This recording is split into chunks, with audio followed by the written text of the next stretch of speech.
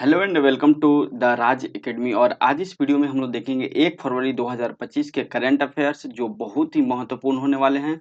और 1 फरवरी को कल 31 जनवरी को आर्थिक सर्वेक्षण भी रिलीज कर दिया गया था और आज 1 फरवरी को बजट भी आपका पेश किया जाएगा, तो उससे रिलेटेड भी क्वेश्चन हम लोग आगे देखने वाले हैं। तो चलिए वीडियो में आगे बढ़ते हैं और डिटेल में देख लेते हैं आज के करंट अफेयर्स को। ठीक है, यहाँ पे बिहार होगा। सबसे पहले तो बिहार सरकार की मांग किया है कि वन नेशन और वन लेबर कार्ड होना चाहिए पूरे देश में। यूपीआई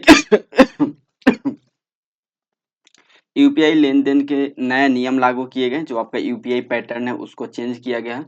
सबसे ज़्यादा रन बनाने वाले भारतीय विकेट कीपर कौन बने हैं? India renaissance the Modi decade पुस्तक का विमोचन किया गया। ये सारा क्वेश्चन हम लोग आगे वीडियो में देखने वाले हैं और बिहार से रिलेटेड भी एक करंट अफेयर्स हम लोग देखने वाले हैं इस वीडियो में। तो चलिए वीडियो में आगे बढ़ते हैं और डिटेल में देख लेते हैं।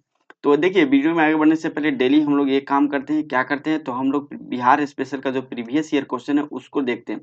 हम लोगों ने 69वीं, 68वीं, 67वीं सभी का देख चुके हैं। 67वीं का 2 देखे, एक तो जो मेन पेपर हुआ था जो कैंसिल हो चुका था और एक फिर कैंसिल होने के बाद री एग्जाम जो हुआ था वो पेपर हम लोग देख चुके हैं।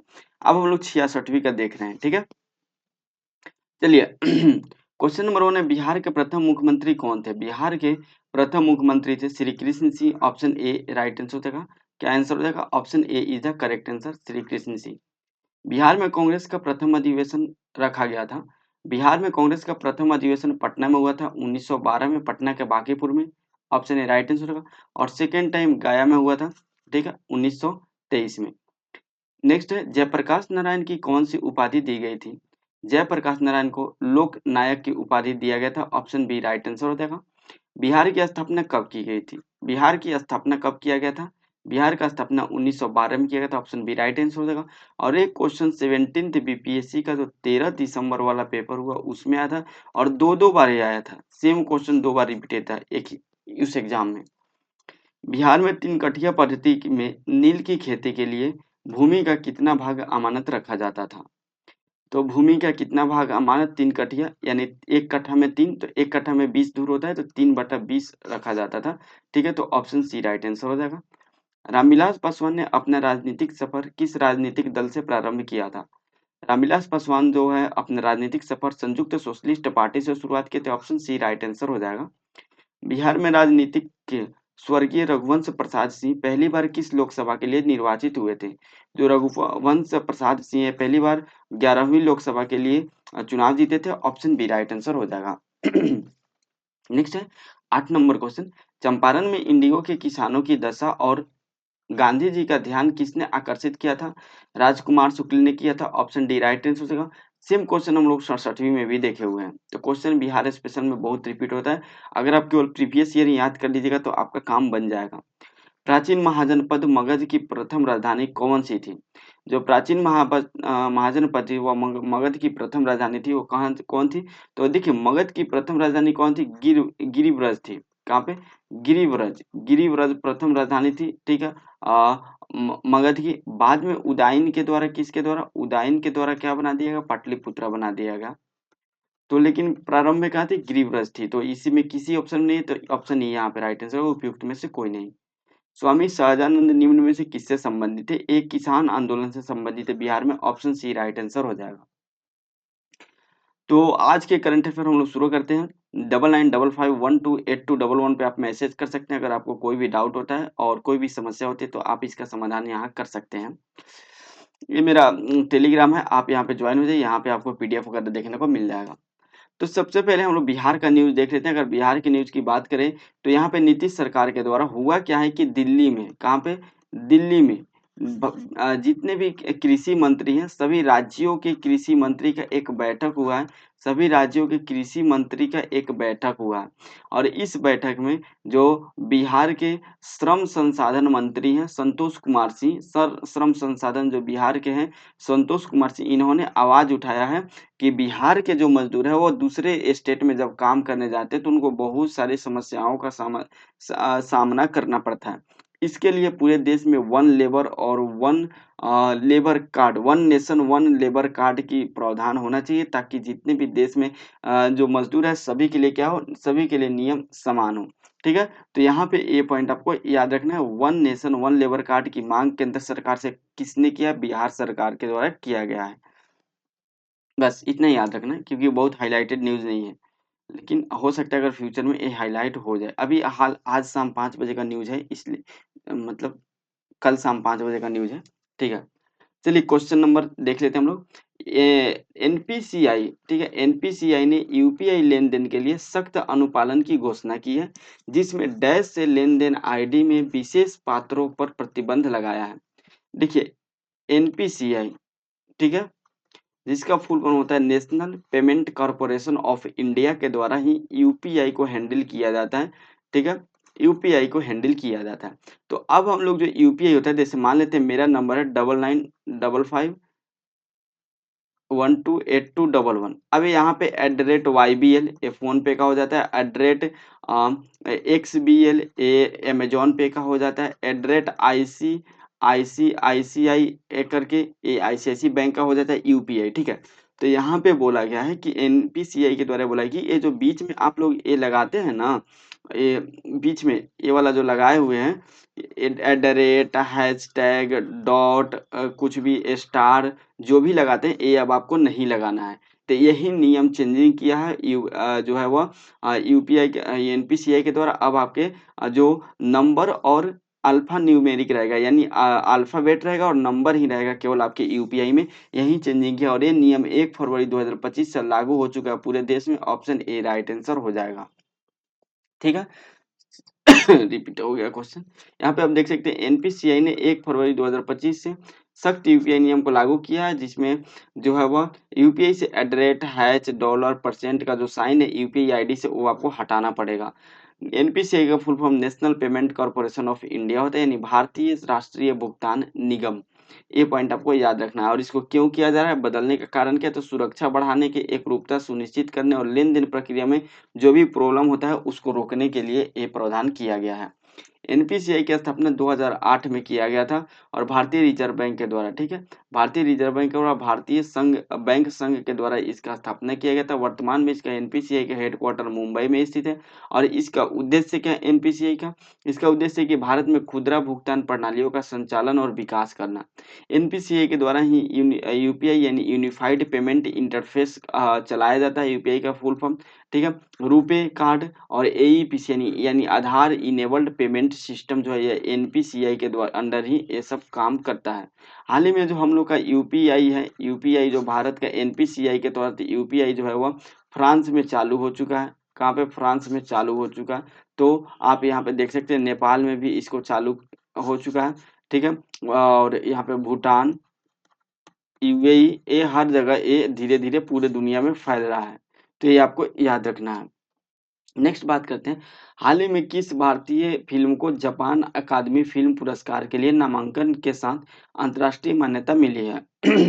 यानी होता क्या है कि जापान अकादमी फिल्म पुरस्कार का आयोजन किया जाता है और इसमें एक भारतीय फिल्म है जिसका नाम है लापाता लेडी लेडीज लापाता लेडीज जो ये मूवी है, इसको इसमें नामित किया है। अब ये नामित किया गया, हो सकता है अगर ये नामांकन में शामिल है, अगर सिलेक्शन हो जाएगा तो इसको जापान अकादमी फिल्म पुरस्कार के तहत बेस्ट फिल्म का अवार्ड दिया जाएगा। और ये ऑस्कर में भी भारत के द्वारा इसको भेजा गया था, नामांकित किया गया था, लेकिन ये कोई भी पुरस्कार नहीं जीत पाया। देखिए जापान अकादमी फिल्म पुरस्कार में अगर पुरस्कार जीत पाता है या नहीं, तो ऑप्शन सी यहाँ पे राइट आंसर हो जाएगा। ऑप्शन सी यहाँ पे इज द करेक्ट आंसर हो जाएगा। आप देख सकते हैं लापाता लेडीज जो है वह जापान अकादमी फिल्म पुरस्कार 2024 में सर्वश्रेष्ठ अंतर्राष्ट्रीय कैटेगरी के लिए चुना गया है। फिल्म के निर्देशक किरण राव हैं और इसको रिलीज 1 मार्च 2024 को रिलीज किया गया था। ऑस्कर एंट्री या 2025 के लिए और जो ऑस्कर अवार्ड है उसके लिए भी आधिकारिक एंट्री के रूप में चुना गया भारत के तरफ से। ठीक, हाल ही में जो फ़िल्म से संबंधित कुछ करंट अफ़ेयर्स है उसको देख लेते हैं। जैसे गोल्डन ग्लोब अवार्ड 2025 किसे दिया गया था? ब्रूटलिस्ट ने सर्वश्रेष्ठ मोशन पिक्चर ड्रामा जीता है। गोल्डन ग्लोब अवार्ड 2025 में द ब्रूटलिस्ट ने। ऑस्कर अवार्ड 2024 ओपेनहाइमर को बेस्ट फ़िल्म का अवार्ड दिया गया। साथ में राष्ट्रीय फ़िल्म पुरस्कार 2024 में मलयालम के फ़िल्म अट्टम को सर्वश्रेष्ठ फीचर फ़िल्म का अवार्ड दिया गया। ग्रैमी अवार्ड 2024 में जाकिर हुसैन के एक दिया गया था। और आईफा अवार्ड 2024 में शाहरुख खान को जो जवान फिल्म आया था उसके लिए सर्वश्रेष्ठ अभिनेता का पुरस्कार दिया गया था। नेक्स्ट क्वेश्चन है, हाल ही में सबसे ज्यादा रन बनाने वाले विकेट कीपर, भारतीय विकेट कीपर कौन बने हैं? हाल ही में सबसे ज्यादा रन बनाने वाले भारतीय विकेट कीपर बने हैं Dinesh Karthik, option C right answer होगा, जो कि महेंद्र सिंह धोनी का भी रिकॉर्ड तोड़ दिए हैं। T20 के मैच में ये रिकॉर्ड तोड़ा गया है दिनेश कार्तिक के द्वारा। ठीक है, आप देख सकते हैं दिनेश कार्तिक ने T20 क्रिकेट में सबसे ज्यादा रन बनाने वाले भारतीय विकेट कीपर बनने का रिकॉर्ड बनाया है, जिसमें उन्होंने MS धोनी का रिकॉर्ड तोड़ दिया है।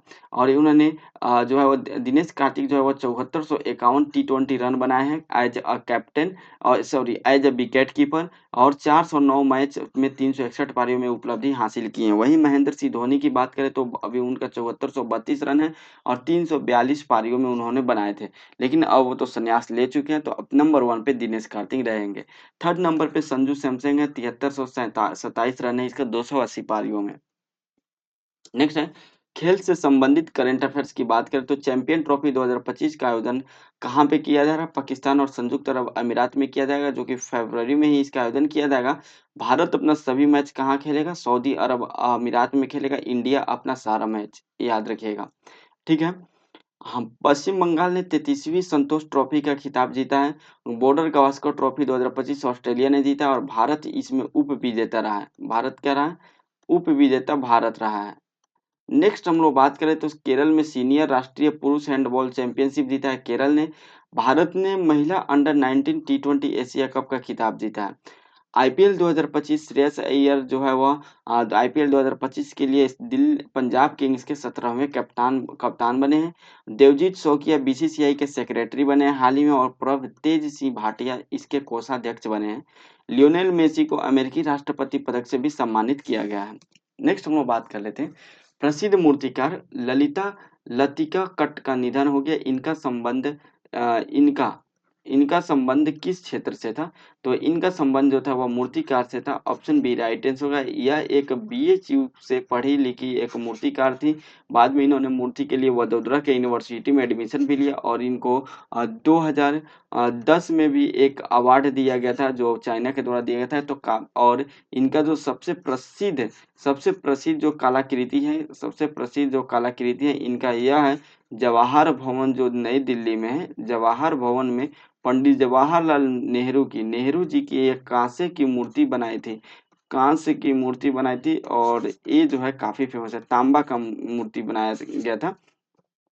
ये इनका सबसे प्रसिद्ध है। ठीक है, प्रसिद्ध कृतियों में से एक है। कांस्य का मूर्ति बनाया गया था, कांसा का मूर्ति था, न कि तांबा का था।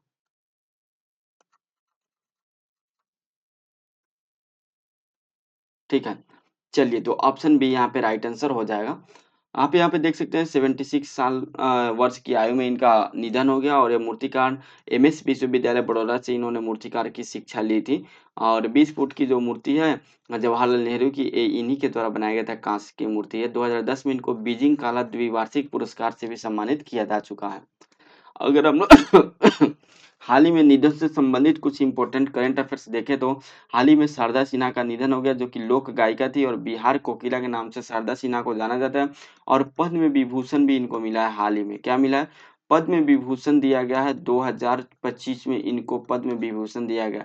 पद्म विभूषण टोटल 7 लोगों को बिहार से ये पद्म पुरस्कार दिया गया है, जिसमें से एक है पद्म विभूषण, 2 है पद्म भूषण और 4 है पद्मश्री।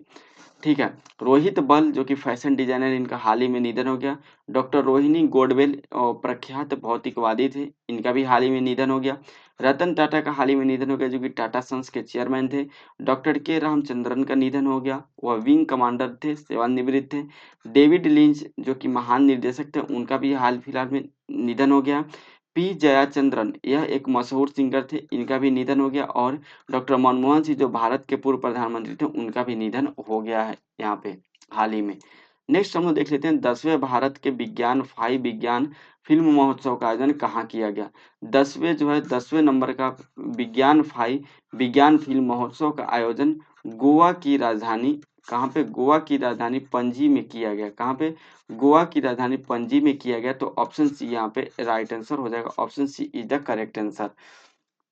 नेक्स्ट बात करें तो गोवा के मुख्यमंत्री प्रमोद सावंत के द्वारा इसका उद्घाटन किया गया था 10वें भारतीय विज्ञान फिल्म महोत्सव का। ठीक है, और इसका आयोजन 29 जनवरी से लेकर 1 फरवरी 2025 तक किया गया, जिसमें जो है वह छात्रों के दीर्घ जिज्ञासा, वैज्ञानिक स्वभाव, विज्ञान के प्रति उत्साह को बढ़ावा देने के लिए हर साल गोवा सरकार के द्वारा इसका आयोजन किया जाता है। 2025 में इसका विषय रहा है हरित क्रांति, और हरित क्रांति के जनक डॉक्टर एस स्वामीनाथन है, जिनको 2024 में भारत रत्न भी दिया जा चुका है, और यह हरित क्रांति के जनक माने जाते हैं doctor M S Swaminathan.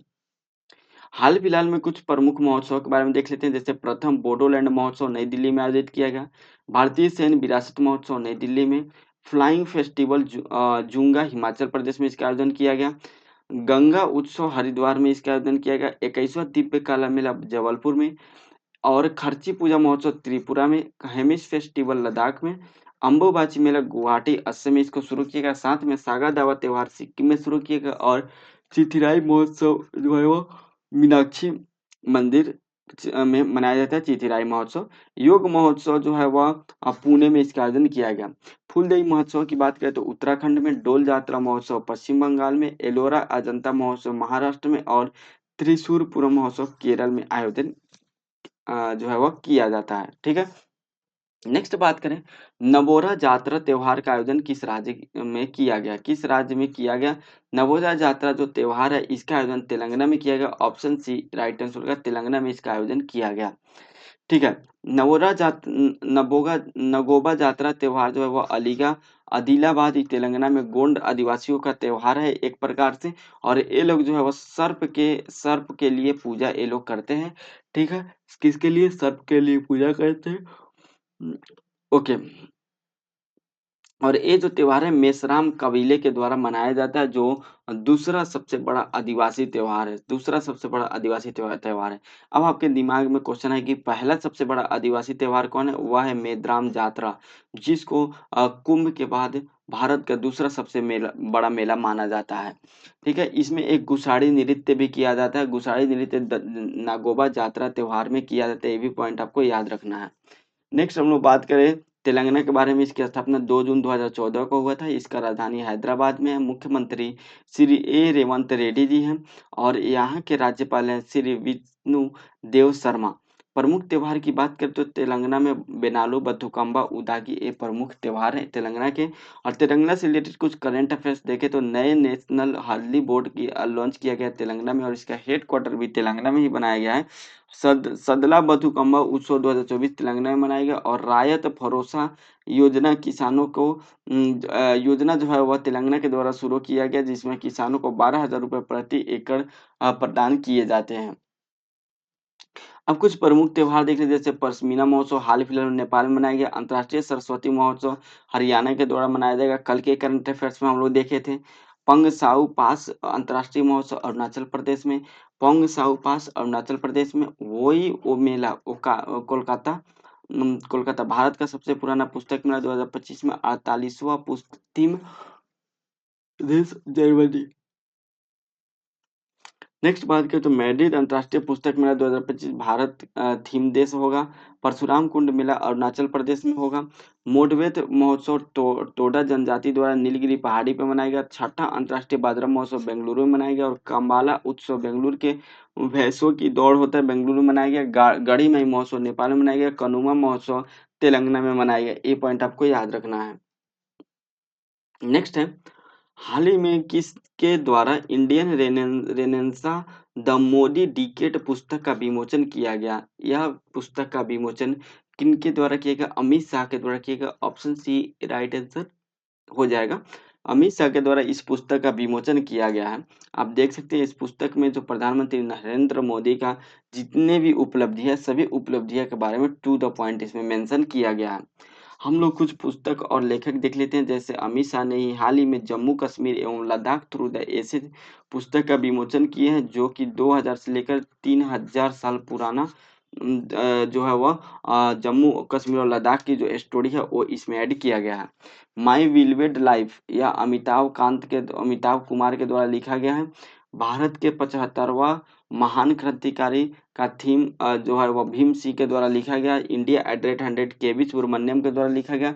Breaking rocks and barriers Sudipta Sengupta के द्वारा लिखा गया। बिहार के गांधी नीतीश कुमार, अशोक चौधरी एवं संभावी चौधरी के द्वारा जो है वह लिखा गया था। बिहार के गांधी नीतीश कुमार, खाकी स्थित प्रज्ञ अनिल रतूड़ी और कॉल ऑफ द ईयर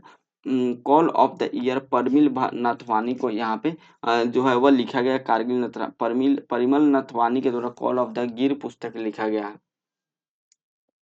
तो आज के जो इम्पोर्टेंट करंट अफेयर्स थे हम लोग यहीं पे समाप्त करते हैं। अब हमने सोचा है केवल टू द पॉइंट और इम्पोर्टेंट करंट अफेयर्स ही लेंगे जो इम्पोर्टेंट नहीं है, ठीक है। जो थोड़ा भी डाउट लगता है कि ये इम्पोर्टेंट नहीं तो उस क्वेश्चन को हम ऐड नहीं करते हैं, हटा देते हैं। तो केवल वही क्वेश्चन इसमें आपको दिए देते हैं जो आपके एग्जाम के पॉइंट ऑफ व्यू से बहुत ही महत्वपूर्ण होते हैं। तो आज की वीडियो में इतना ही हम लोग रखते हैं, मिलते हैं नेक्स्ट वीडियो में। तब तक के लिए जय हिंद, जय भारत।